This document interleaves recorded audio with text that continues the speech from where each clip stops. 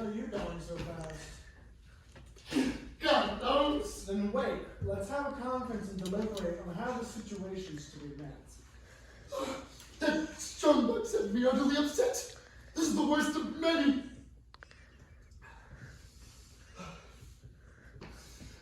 Many shocks. Is there some fearful mystery in that box? My poor friend Argus brought that box to me. With his own hands and utmost secrecy. It was on the very morning of its flight. Its wallpapers which, if they came to light, would burn it. Oh, such is my impression. Then why did you let it out of your possession? Oh, the papers vexed my conscience.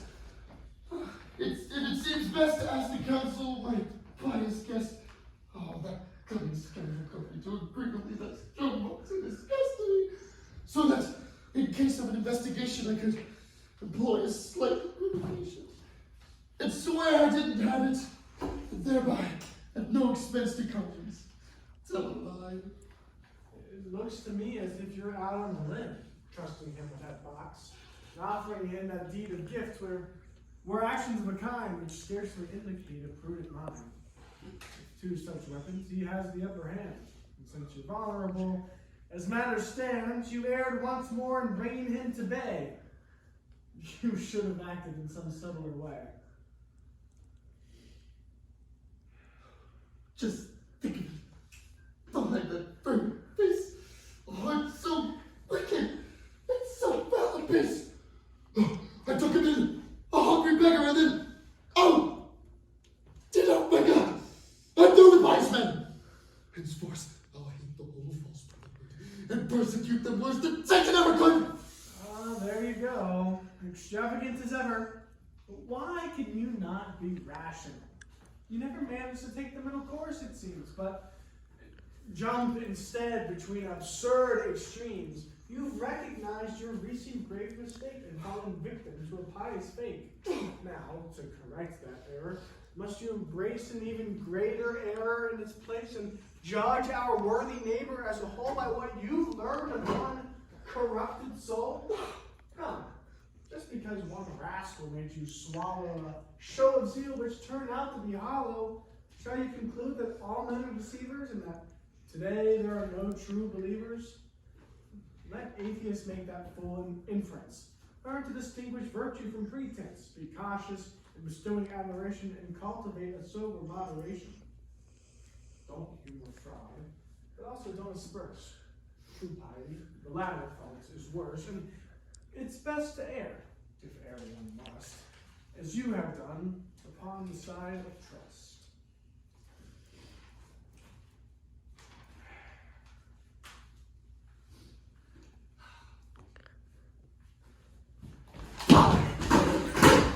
I heard that scoundrel's utter threats against you, that he pridefully forgets how in his need he was befriended by you. And now he means to use your gifts to crucify you. Oh, my dear boy! Leave it to me, sir. Let me trim his ears. Face, with such insolence we must not waver. I should rejoice in doing you the favor of cutting short his life and your distress. What a display of young hot-headedness! Do learn to moderate your fits of rage. In this just kingdom, this enlightened age, one does not settle things by violence. I hear strange tales of very strange events. Yes, strange events which these two eyes beheld. The man's ingratitude is unfathomable. I save a wretched pauper from starvation, house him, and treat him like a blood relation. Shower him with every day with my largesse.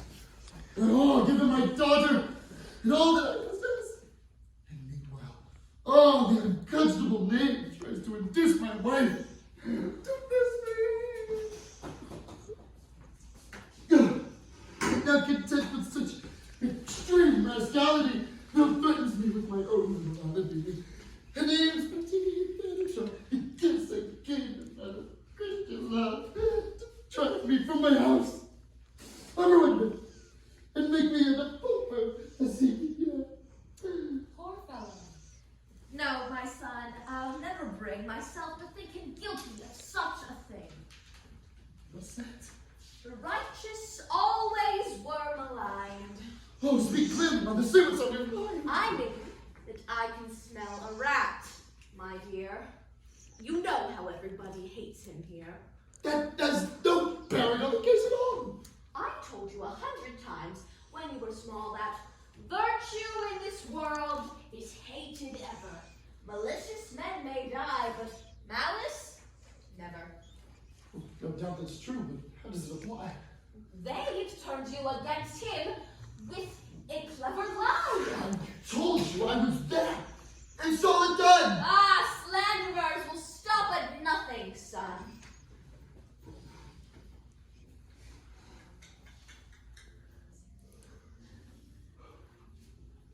Mother, I'll lose my temper. For the last time I tell you, I was witness to the crime. Ah, the tongues of spite are busy night and noon, and to the venom no man is immune. You're talking nonsense. Can't you realize I saw it with my saw it with my own eyes. So, do you understand? Must I shout it into your ears before you cease to doubt me?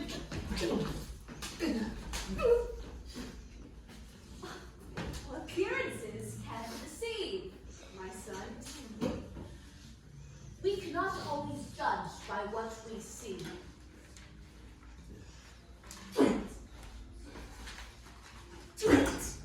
One often interprets things awry. Good can seem evil to a suspicious eye. Was I deceived, falling his own ear and acting charity? Till his guilt is clear, a man deserves the benefit of the doubt. You should have waited to see how things turned out. Oh, great God in heaven! What more proof did I need? Was I to sit there watching until he... Oh, you don't to the brink of impropriety. No, a man of such surpassing piety could not do such a thing. You cannot shake me. I do not believe it, and you shall not make me. Oh, you vex me so that... Oh, if you weren't my mother, I'd say some unpleasant thing. Oh. It's your turn now, sir, not to be listened to. You've not trespassed and not been dangerous. My friends, we are wasting time which should be spent in facing up to our predicament. I fear this scoundrel spreads work, need, and sport. Do you think he'd have the nerve to go to court? I'm sure he won't. They find it all too crude, a case of swindling and ingratitude. Don't be too sure. He won't be at a loss to give his claims a high and righteous gloss.